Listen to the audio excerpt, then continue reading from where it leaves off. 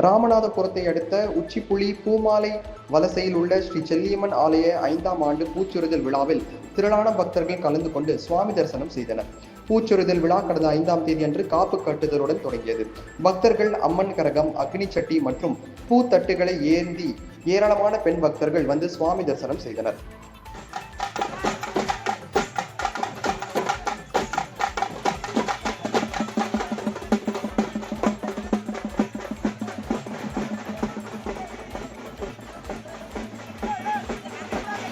இந்த திருவிழா 7 வருடங்களாக நடைபெற்று வருகிறது.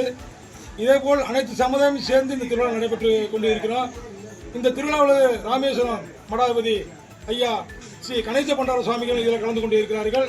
இதில் எல்லா சமுதாயம் கலந்துருக்கு. திருவிழாவில் வந்துட்டு அன்னதானம் மற்றும் பால்செம்பு, காவடி, வேல்புறுதல், இன்று இரவு அம்மன் கரகம், கற்பனசாமி, முனியசாமி, எல்லா சமுதாயம் சேர்ந்து பூத்தட்டு ஊர்வலம்.